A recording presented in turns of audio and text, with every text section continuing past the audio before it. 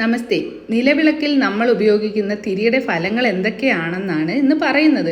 വെള്ളത്തുണിയിലുള്ള വിളക്ക് തിരി ഭാഗ്യദായകമാണെന്ന് വിശ്വസിക്കുന്നു. ഇനി അറിയാതെ പറ്റുന്ന തെറ്റുകൾക്കും പിതൃദോഷം മാറാനും വാഴനാരിൽ തീർത്ത തിരിയാൽ വിളക്ക് തെളിയിക്കാം. സമ്പൽ സമൃദ്ധിക്കും ഐശ്വര്യത്തിനും മഹാലക്ഷ്മിയെ പ്രീതിപ്പെടുത്താൻ പനിനീർ തിരിയാൽ ദീപം തെളിയിക്കാം. പനിനീർ തിരി തെറുക്കുന്നതിനായി ഒരു വെള്ളത്തുണി പനിനീരിൽ മുക്കി നമ്മൾ വെയിലത്ത് വെച്ച് ശുദ്ധമായി ഉണക്കിയെടുത്ത ശേഷം തുണി മുറിച്ച് സാധാരണ തെറുക്കുന്നത് പോലെ തിരിയാക്കാം. മഹാലക്ഷ്മിയെ സ്മരിച്ച് നിത്യവും പനിനീർ തിരിയാൽ നെയ്വിളക്ക് കൊളുത്തിയാൽ അത്യുത്തമമാണ്. ഇങ്ങനെ ചെയ്താൽ ദുരിതങ്ങളും മനക്ലേശങ്ങളും ഒഴിഞ്ഞ് എപ്പോഴും ലക്ഷ്മി കടാക്ഷം ഉണ്ടാകുന്നതാണ്. ഇനി ദാമ്പത്യ ദുരിതങ്ങൾ, അതേപോലെ ദാമ്പത്യ കലഹങ്ങൾ, പ്രണയ കലഹം എന്നിവ മാറുന്നതിനായി മഞ്ഞത്തിരി തെറുക്കാൻ വെള്ളത്തുണിയിൽ മഞ്ഞൾ വെള്ളത്തിൽ മുക്കി വെയിലത്ത് വെച്ച് ഇങ്ങനെ ഉണക്കിയെടുക്കുക.